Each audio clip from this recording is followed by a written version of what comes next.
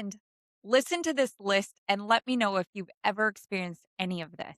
A day of loose stool, a headache with no clear cause, a wave of tiredness that ends up lifting by tomorrow. We treat all of these like emergencies. Most of the time, they are just your body finishing a job. And today, I want to talk about something that might sound simple, but it's actually one of the biggest reasons people stay stuck in a cycle of anxiety about their own bodies.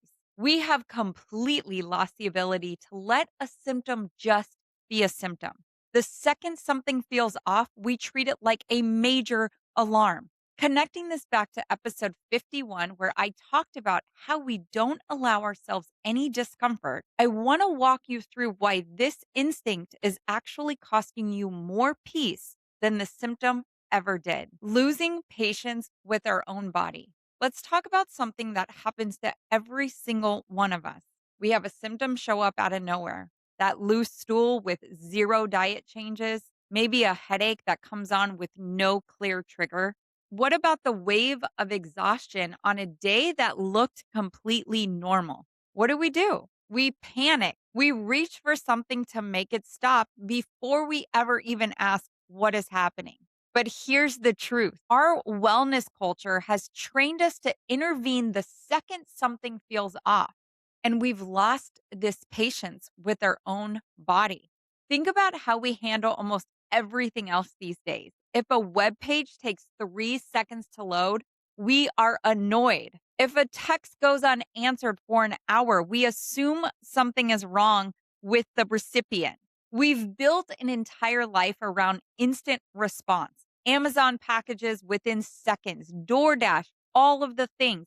And somewhere along the way, we've started treating our body the exact same way. The second there's any sort of delay, maybe a glitch, a symptom, a signal, we assume it means something is messed up and needs to be fixed right now. But your body is not a web page. It is not supposed to run at that speed. It has its own timeline for processing, clearing, and repairing. And most of the time, our bodies never even get the chance to finish what they've started before we step in and shut it down. I see this constantly. Somebody gets a headache and reaches for medication within 2 minutes before they even ask if they're dehydrated or maybe stressed out, or maybe their blood sugar is so low because they haven't eaten in 6 hours. Someone has one day of loose stool and immediately assumes food poisoning or worse, starts believing they have a bacterial infection, and starts researching symptoms online at 11 o'clock at night. The chat GPTing, the Googling, all of that raises the cortisol and can actually make you feel worse. A shameless plug here for the Talk to Me Body cards. I have a card in there that literally says, I am your body. When you fear, I fear, and we spiral together. It will make you feel worse. We've confused speed with wisdom. So reacting fast doesn't mean you're actually taking care of yourself. Sometimes it means you never gave your body the chance to show you what it was actually doing. This is a huge problem in this culture of over optimization and wellness and things coming at us at every single angle. We need to allow our body to take precedence and be the one to decide when and where things are necessary. I want to define something because this term is going to come up a lot in this episode. And that term is a self limiting symptom. It's one your body resolves on its own in a short window without any help from you. Now, let's go through a few real examples of what this self limiting symptom is, because seeing them laid out changes how you respond next time. Think about this. A fever, it runs its course and it breaks. Your body raises its own temperature on purpose because most viruses and bacteria don't survive well in heat. The fever isn't the malfunction in your body, it's actually the intelligence, the strategy. And when we rush to bring a fever down the moment it appears, we can actually be working against the process the body started on purpose. Now, can you imagine something like a fever happening in your body and you running for Advil or running for Tylenol? Not saying those are the enemy, but hear me out for a second. When we do those kind of things, what we're saying is, we don't have time for this. We don't believe you're intelligent. We're sending all these messages of distrust to the body when we do these things. With Beyond Wellness Culture, with everything that I'm teaching, it is about creating trust and building a beautiful relationship with your body that is built on trust. So be mindful before running to those things, knowing your body is doing some beautiful, beautiful things in the background. So, what is a single day of loose stool telling you? Well, that can be your gut clearing out something faster than usual. Maybe it was something you ate. Maybe it wasn't. Maybe it was stress. Maybe it was a shift in your routine. Your gut has the ability to speed up transit time when it decides something needs to move quickly. That's not a crisis. That's the intelligence in your body and your gut doing exactly what it was designed to do. Yes, I'm getting animated, but I want you to understand there's intelligence behind all of these things that we deem problems, that we think that they need a solution. Sometimes they just need us to recognize them, see them for what they are. Thank you, body, for that restless night of sleep. Thank you, body, for getting all of the icky stuff out of my gut. Thank you, body, for slowing down my gut for whatever reasons. Speaking of slowing down the gut, let's talk about what a stretch of constipation might be when there's no change in food or water and it's just moving at a slower cycle. This is not a stall. Digestion isn't a fixed schedule. It shifts with stress, with sleep, with hormones, with your travel, because your body gets anxious and it doesn't want to have a bowel movement in a different bathroom. We've talked about this on other episodes really early on in the podcast. Take a peek at those. It's super fascinating how your body works that way. And constipation even happens with the change of seasons. So, a day or two of slower movement actually doesn't mean that there's something wrong. It means your body is adjusting its pace. So, be willing to walk through some uncomfortable ability. Can't even say that word. Don't even know if it's a real word, but hey, guys, uncomfortable ability. Be willing to walk through the icky stuff because honestly, a lot of this stuff is self limiting symptom. It will resolve on its own. What about those nasty headaches that can be your nervous system settling after stress or tension? A lot of headaches show up not during the stressful moment, but right after it, when your body finally has room to process everything that it just held on, nausea passes, the fatigue lifts. And here's the thing I really want you to hear, friend. Most of these resolve within a day or two completely on their own without a single intervention from you. Not because you did something right, not because you took that Pepto Bismol, not because you grabbed the Tylenol, not because you made yourself eat so much fiber so that constipation went away, or not because you doused yourself in melatonin so you could sleep through the night, but because your body was built with the intelligence to handle it. Thank you, God. I get very excited about this because this is stuff that people are not hearing about. This is stuff that you don't hear about on another health show when they're talking about your supplement stacks and your peptides and all these things. We got to come back to understand that the body is amazing. And there is a whole list of other small, ordinary things that your body does that don't need a diagnosis. And I want to take a moment to go through several of these because I think once you hear the full list, you'll actually start to recognize patterns everywhere in your own life. And you might not even hear something in this list that you're experiencing, but I want you to actually go, "Oh, maybe this thing that wasn't on the list that I'm experiencing is one of these self limiting symptoms. Let me just keep an eye on it and see how things go and not freak out. Have some peace about it, knowing, hey, my body's super wise and it's working in the background doing exactly what it needs to do." But here are some of those other symptoms. Dizziness, when you stand up too fast. It's actually just your blood pressure catching up, and it's not a sign of a serious condition. Your adrenal glands need to push that blood up to the brain. And when you get up too quickly, sometimes that little dizzy spell happens. Nothing to really worry about in that moment. If it resolves, it resolves. Now, if this is ongoing dizziness over and over and over, that's a little something to get checked out and be more intentional about trying to solve or trying to figure out what is the body trying to communicate in that sense. Now, what about those random aches that show up in your shoulder? Maybe your knee for a day and disappears just as fast. Your body compensates constantly. Not every ache has a clear origin story, and it doesn't need one. What about your appetite? Maybe you didn't feel like eating for a day or two. Maybe your appetite took a dip. This happens with stress, can happen with poor sleep, with the shift in your schedule. It's not automatically a red flag. And oftentimes, what I see when the appetite dips, it's either hormone shifting, maybe you're somewhere in your cycle. Also, when your immune system is working behind the scenes in a higher capacity, meaning it's fighting off some bacterial infection or viral infection. Maybe you're not feeling outward symptoms because your body is constantly working to get those invaders out of there.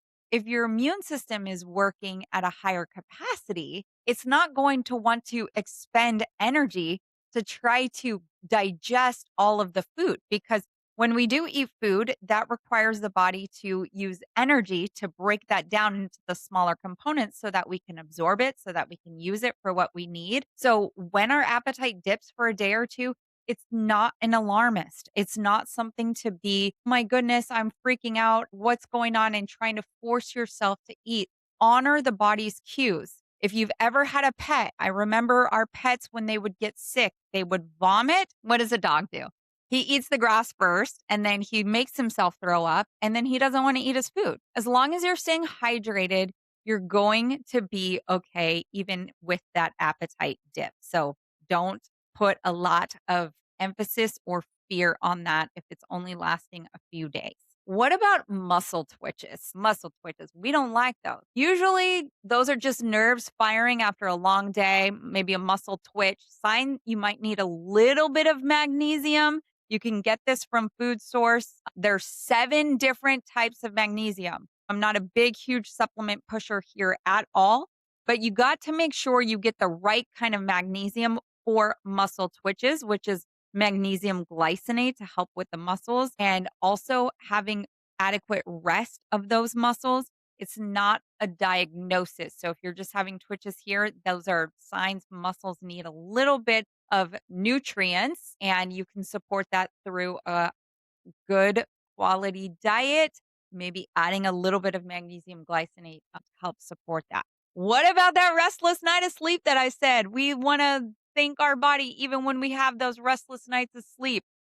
Those things can happen. Sleep isn't perfectly consistent every single night. And one rough night doesn't mean sleep is completely thrown out the window and needs to be fixed. Itching with zero rash. This is me sometimes.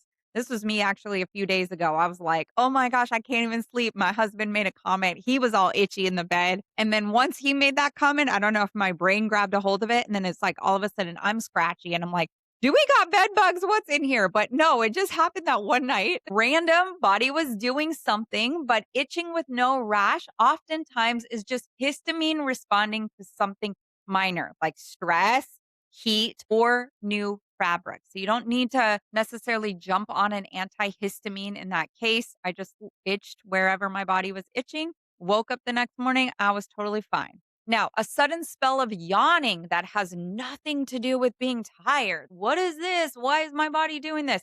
Your body sometimes does this to regulate oxygen and cool your brain. It's not exhaustion, it's regulation. How many of us are breathing very shallow and not even realizing how much we're breathing shallowly, right? We're taking these really short breaths because we're got our shoulders up to our ears and we're like, what are you talking about? What are you talking about? I'm breathing.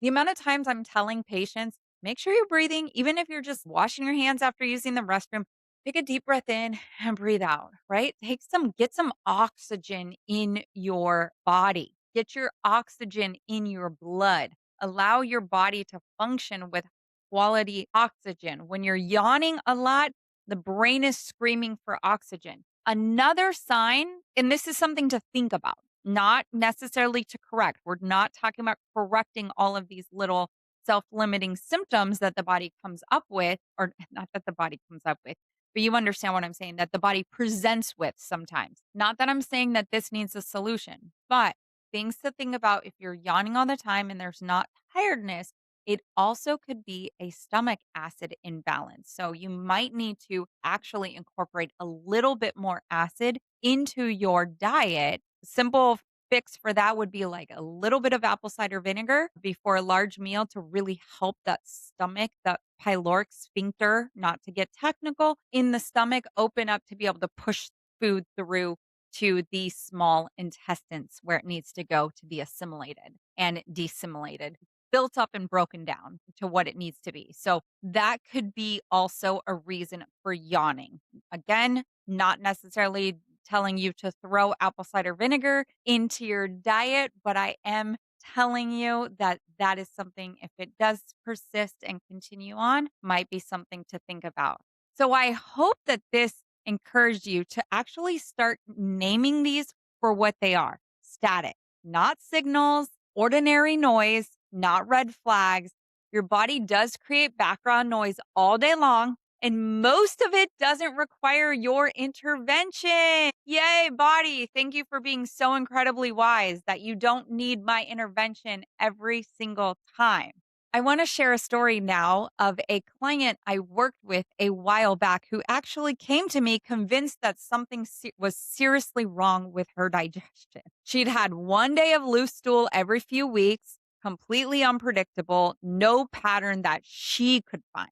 She had already been through several rounds of testing. Everything came back normal, which somehow made her more anxious, not less. And I can attest to that. Okay. I was doing all the lab tests. I was doing everything coming back normal. And I'm like, no, it can't be. It can't be. I definitely have heavy metals. All my heavy metal testing. Nope, nope, nope, nope, nope. Spending $20,000 to get my entire mouth redone. And I'm talking about not all my teeth are fake. I'm saying all the amalgam fillings that I had in my mouth, I had them all replaced with better quality material that wasn't off gassing and putting mercury into my body. Prior to doing that, even having, and I had to do it in every quadrant. So I mean, when I was younger, I had probably cavities in every tooth and then some more in between the teeth. And I for sure thought heavy metals were causing issues to my body because I was going frantically obsessed into that over optimization, researching, doing everything. I made myself sicker, and that's going to be a whole topic for another episode.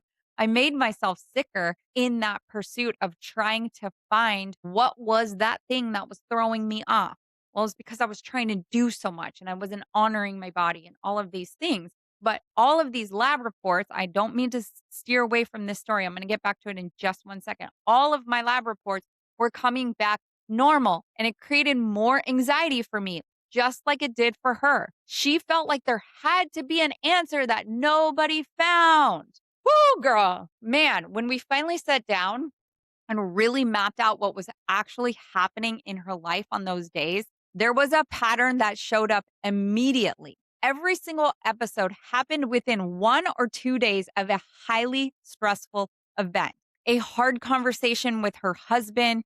There were deadlines at work. She had sleepless nights before big meetings, and her gut wasn't malfunctioning. It was responding exactly the way that the nervous system under acute stress, meaning current stress, acute, not chronic. This is in the moment stress is designed to respond. Our nervous system is designed to respond this way under acute stress. Once she understood that, everything shifted. She stopped spiraling every time it happened. She started asking completely different questions. Not what's wrong with me, but what did my body just process? Or what I like to do and what I shared with her to do is just giving her body the gratitude. Thank you, body, for reacting and responding the way that you are while I'm in this stressful situation. And if there's any way I can support you, let me know.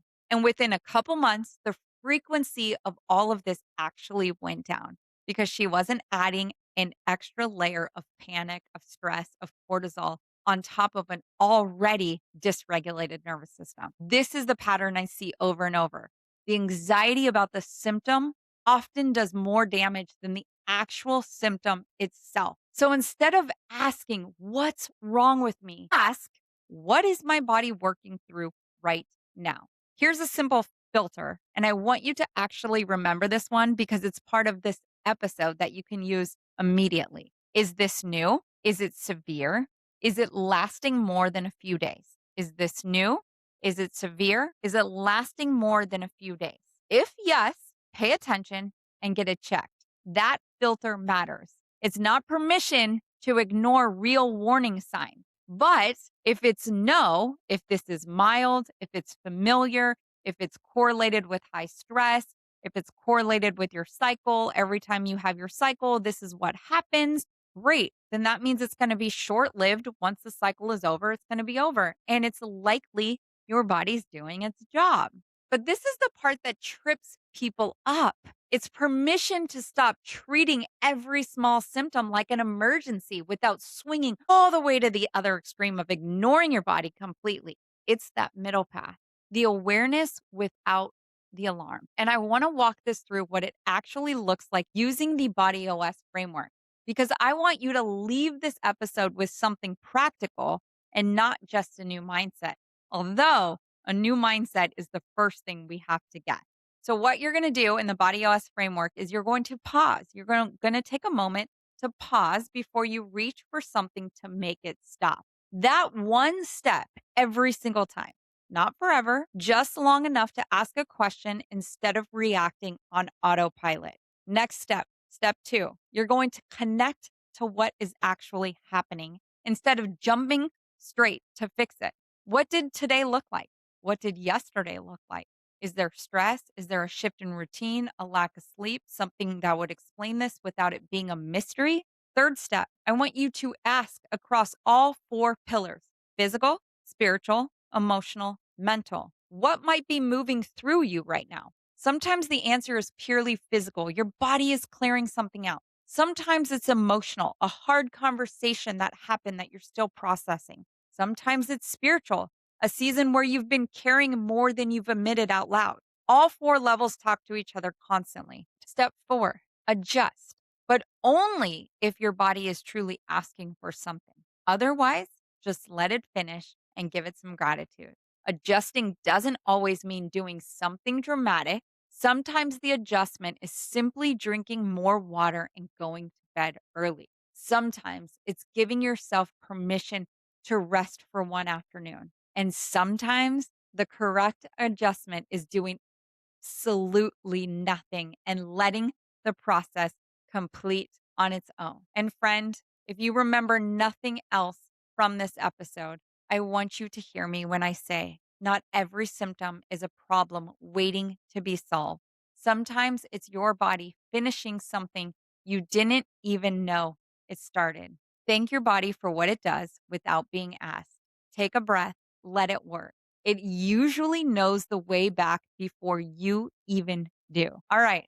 So if you do have signals that you are trying to work yourself through and they are a little bit more consistent than your typical self-limiting symptom that you can just ignore, I want you to head over to the body signal decoder assessment in the show notes to learn the difference between what is an actual signal that needs attention and one that just needs your trust. Have a beautiful, beautiful week. Be blessed. And I will talk to you next week with another fun episode.